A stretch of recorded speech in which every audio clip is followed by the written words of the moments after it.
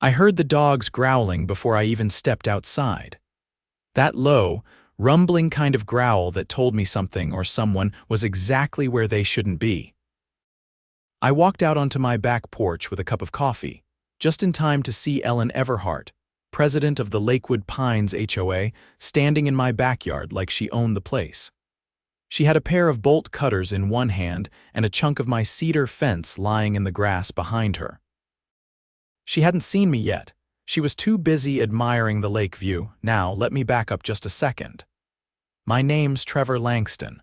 I'm a Marine vet, now working remote IT support, and I bought this house 2 years ago for one reason: the lake. It's private property, clearly marked, and I even reinforced the shoreline with a fence after some folks from the HOA started poking around trying to assess it. That's HOA speak for "we want a piece of it." Ellen had always eyed my lake access like it was some community resource she just hadn't claimed yet. At every HOA meeting, she brought it up. "Trevor, wouldn't it be lovely if the neighborhood could enjoy the lake too?" I always gave her the same answer. "No, Ellen, it's on my deed. It's mine." Apparently, she decided today was the day to take matters into her own perfectly manicured hands. I leaned against the porch railing and called out, "You lose something, Ellen?" She jumped like she'd been caught stealing cookies, then spun around with that fake, tight smile she wore like perfume. "Oh, Trevor, I didn't see you there. I was just inspecting the property line. With bolt cutters." I raised an eyebrow. She had the nerve to laugh. "Well, the HOA board voted to allow access to the lake for all residents. Your fence was obstructing that." I set my coffee down on the porch rail and whistled once short and sharp.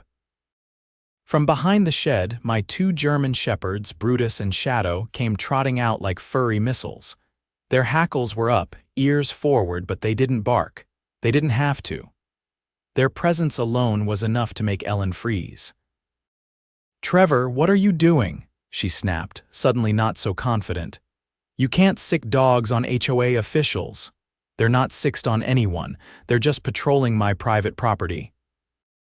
"You know, the one you just trespassed on and vandalized?" Brutus walked right up to her, sniffed her hand, then let out a low growl. Ellen stepped back so fast she nearly tripped over the broken fence post. "I'm going to report this," she said, her voice shaking now. "Oh, please do.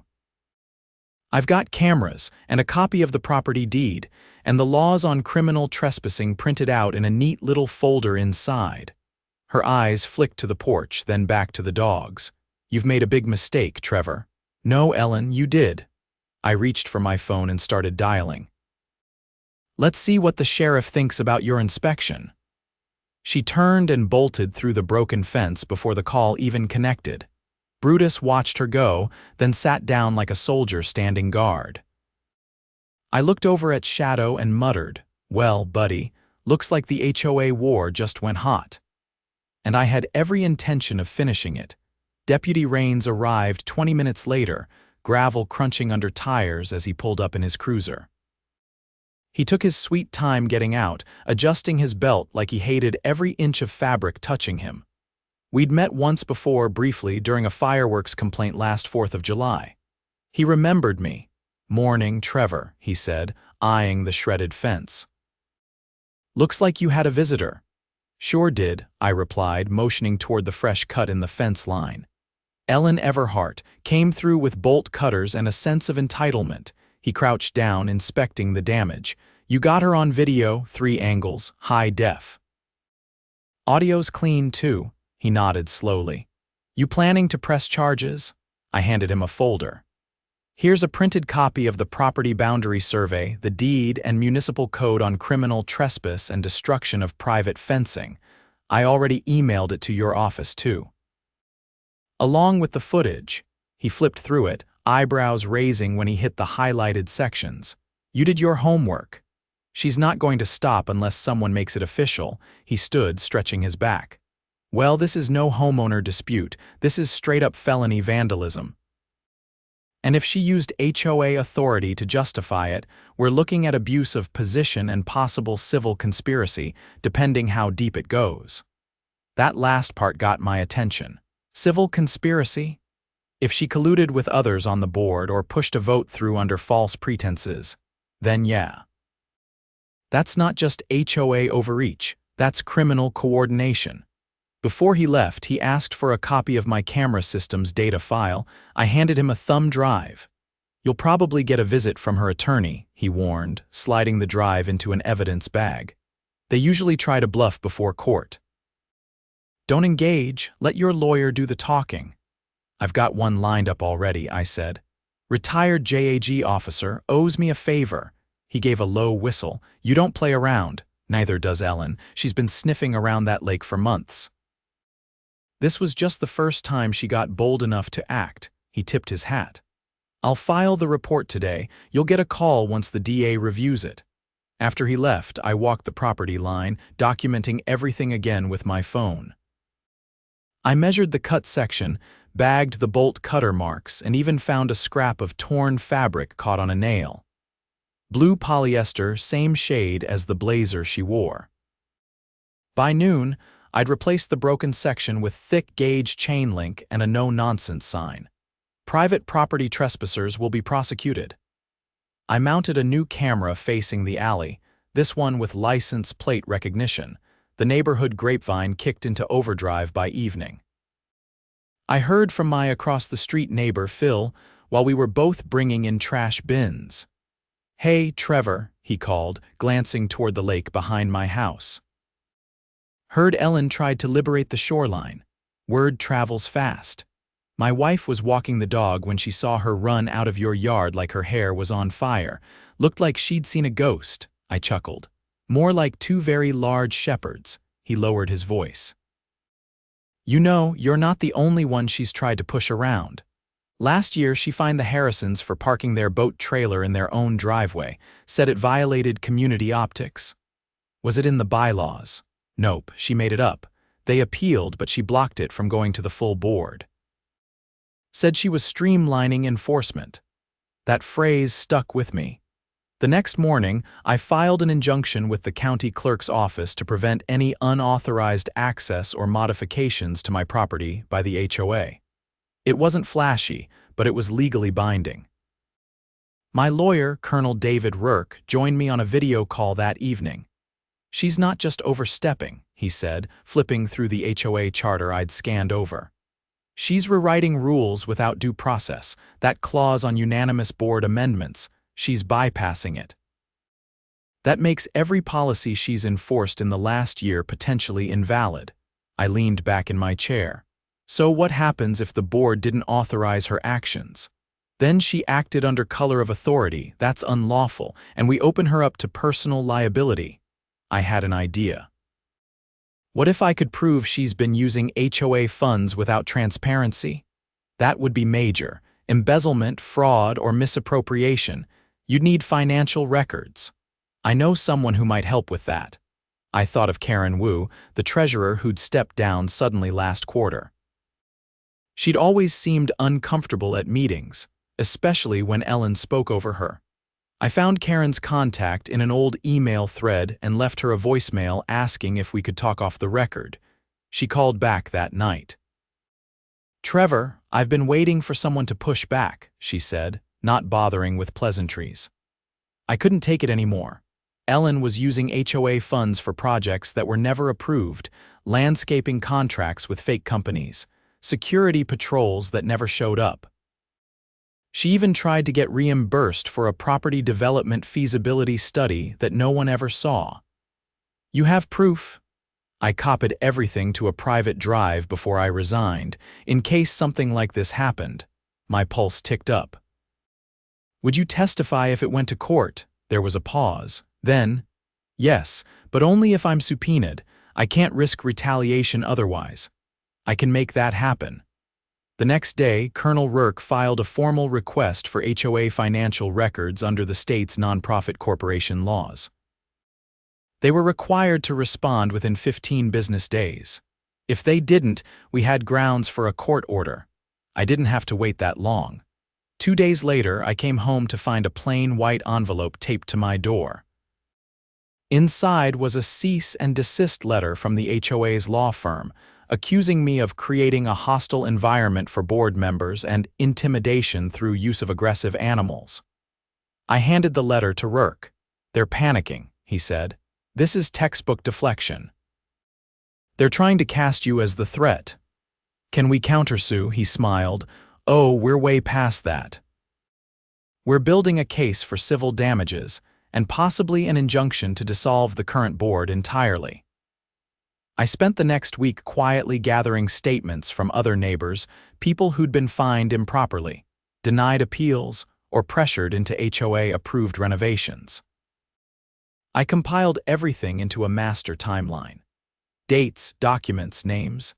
Then, 2 nights before our scheduled preliminary hearing, someone tried to break into my garage.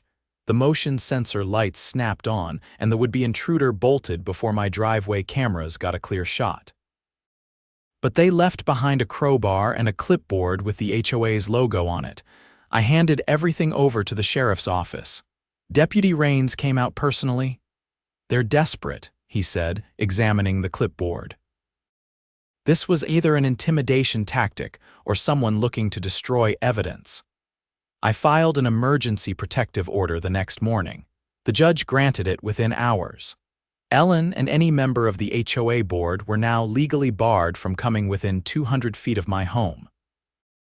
That afternoon, I received an anonymous package in the mail. No return address. Inside was a USB drive labeled Board Minutes Private. I plugged it into a secure laptop and began listening. The recording was from a closed-door HOA meeting. Ellen's voice was unmistakable. "If we can't get Trevor to comply, then we'll have to make him regret being difficult. Think code violations, noise complaints. Let's make his life hell until he falls in line." Another voice chimed in. "Isn't that harassment?" her reply. "It's enforcement. If he wants to play hardball, we'll bury him in paperwork." I stared at the screen, stunned. That recording changed everything. With the drive in hand, I called Rourke. "This just became a whole different kind of case," he said. And Ellen just handed us her own noose. The courtroom was colder than I expected for a late spring morning, not in temperature, just in the way people looked at each other, like they were measuring outcomes before the first word was spoken. Colonel Rourke sat beside me in his pressed charcoal suit, flipping through the binder of exhibits. He didn't say much, just nodded occasionally, his eyes scanning like a radar locked onto a target. Ellen sat across the aisle, 2 rows ahead, flanked by a man in a tan blazer who didn't look old enough to rent a car, let alone represent a legal case involving fraud and trespassing. She kept her hair pulled tight and her jaw tighter. I noticed she didn't look back at me once. Probably didn't want to see someone she'd underestimated sitting calm and prepared.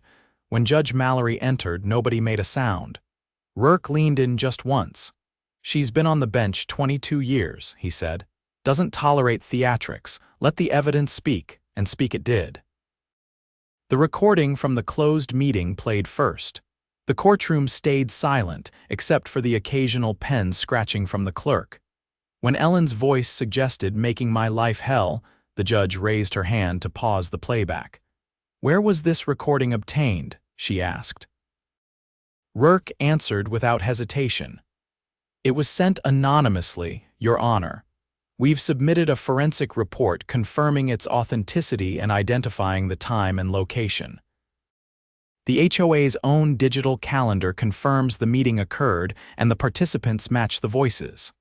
The judge looked over her glasses at Ellen. "Is that your voice, Miss Everhart?" Her lawyer stood. "We'd like to reserve judgment on the validity. That wasn't the question," the judge cut in. I asked if it's her voice. Ellen finally turned her head. She looked toward the judge, not at me, and said, "Yes." There went the first domino. Next came Karen Wu's sworn testimony. She entered the courtroom through the side door, clutching her notes but walking with purpose. When Rourke asked how HOA funds had been handled, she didn't blink. "There were payments made to 2 companies that don't exist in the state registry," she said.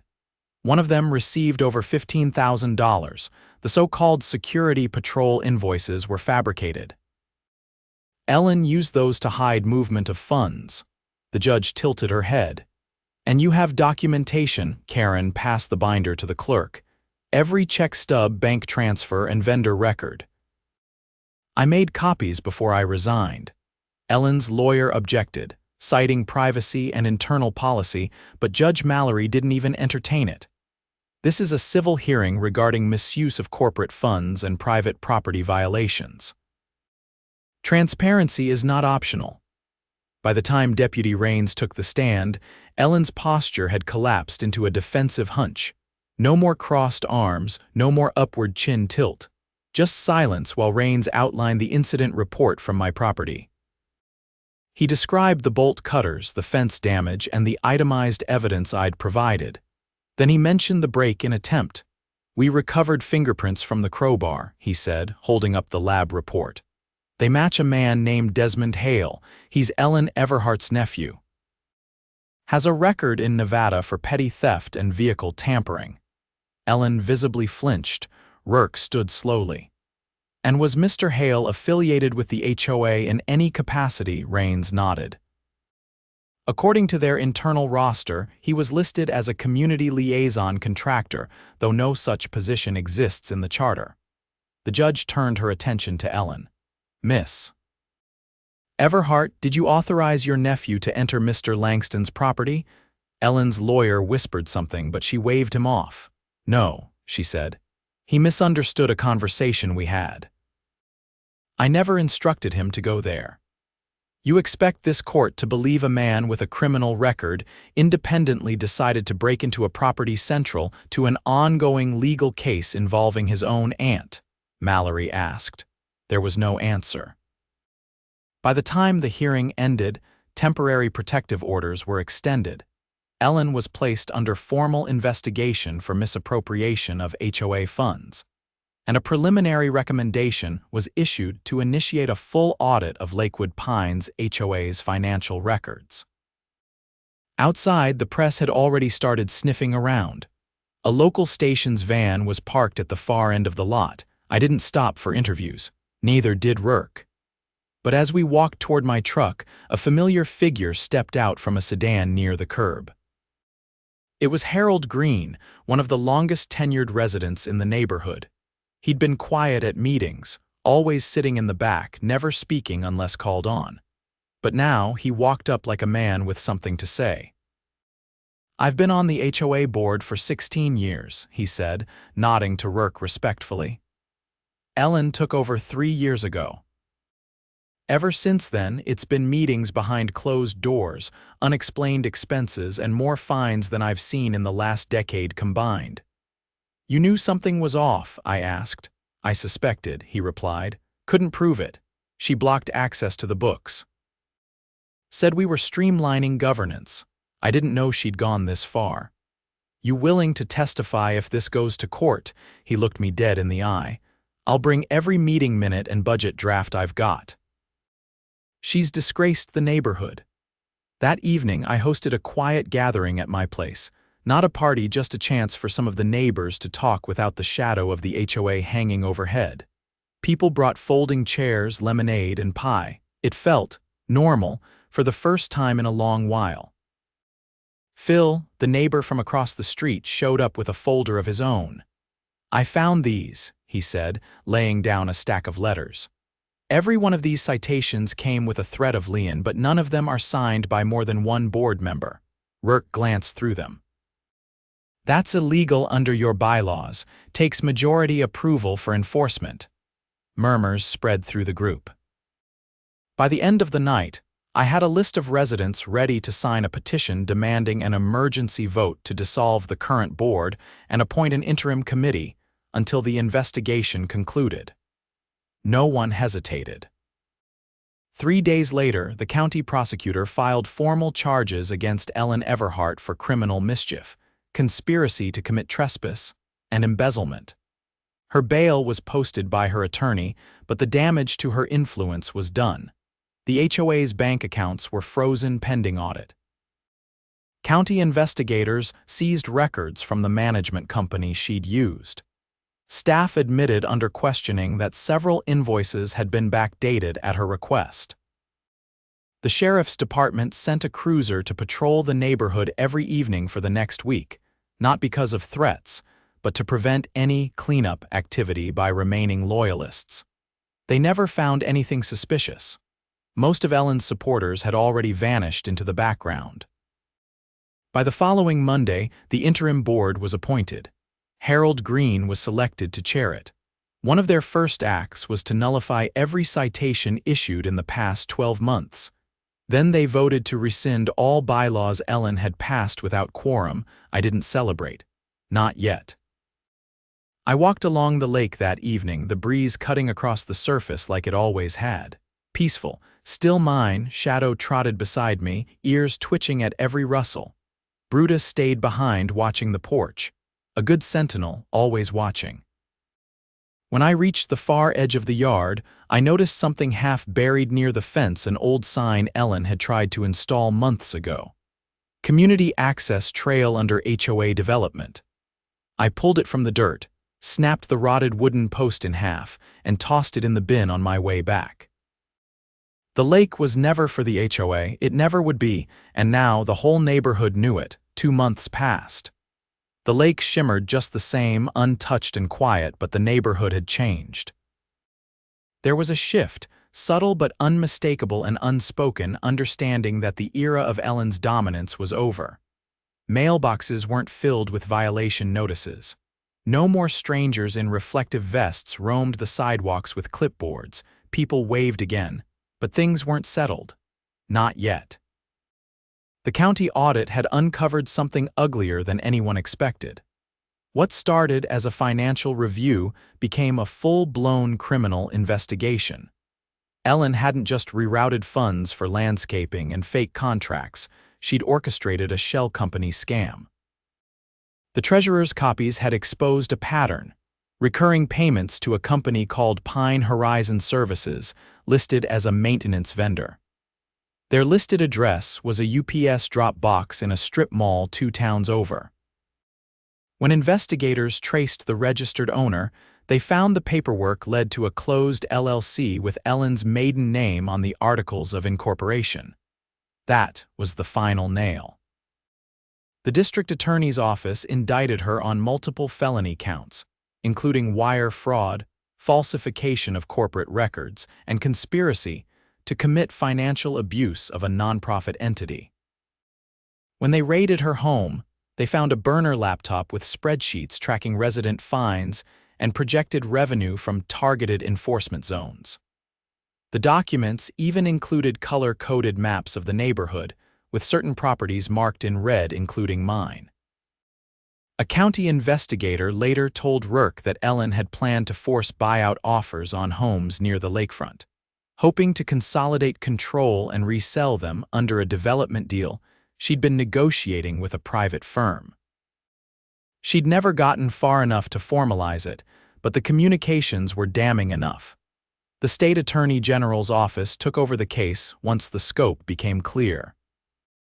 Ellen's trial was fast-tracked due to the volume of evidence, and she was denied bail after surveillance footage showed her attempting to withdraw large amounts of cash from multiple accounts a day before her arrest.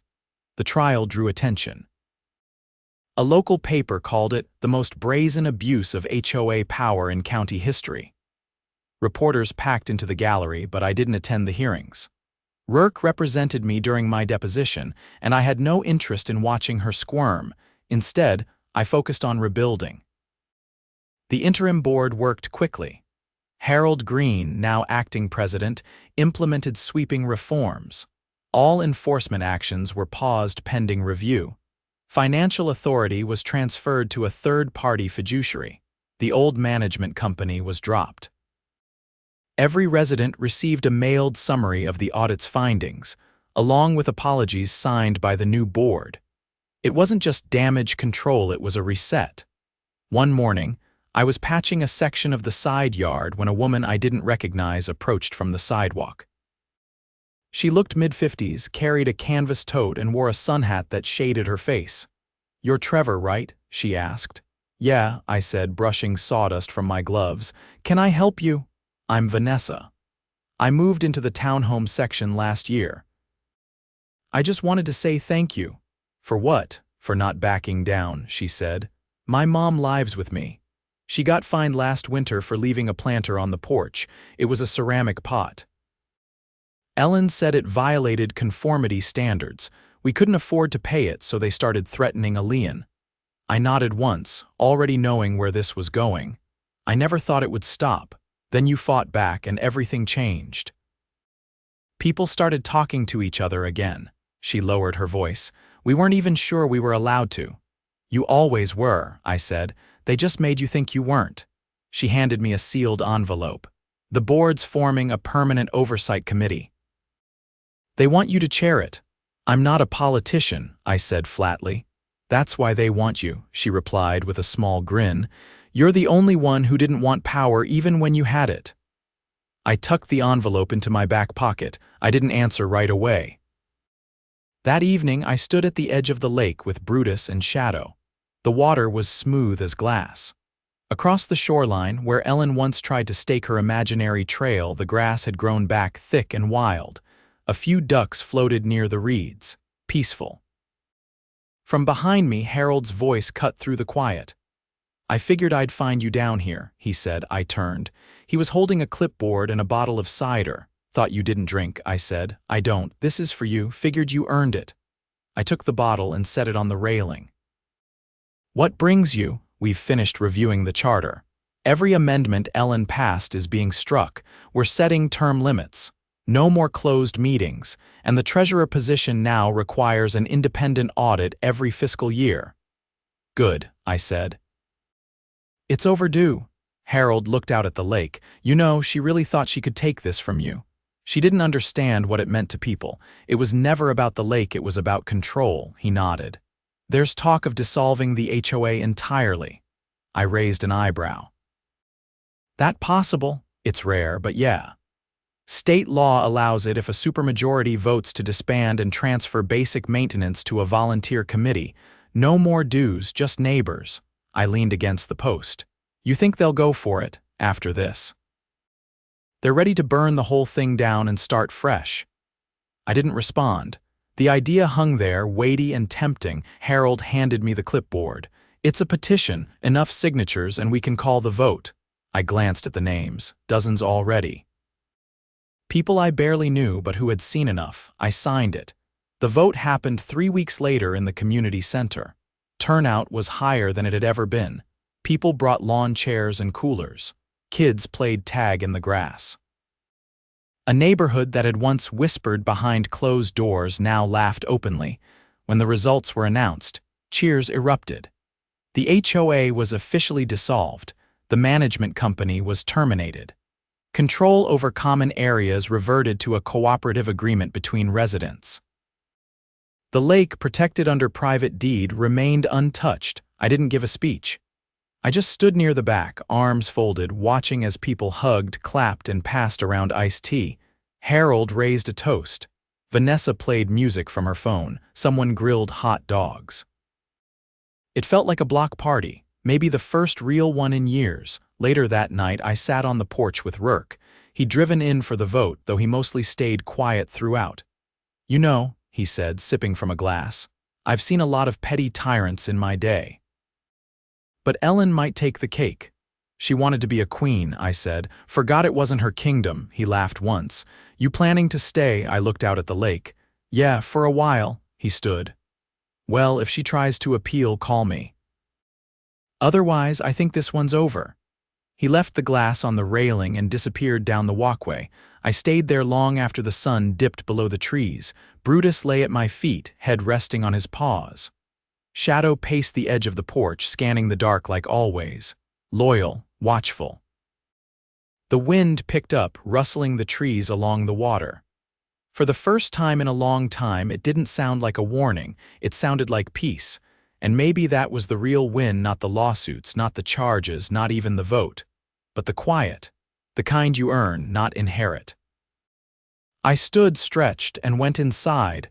The lake would be there in the morning, and this time it would still be mine.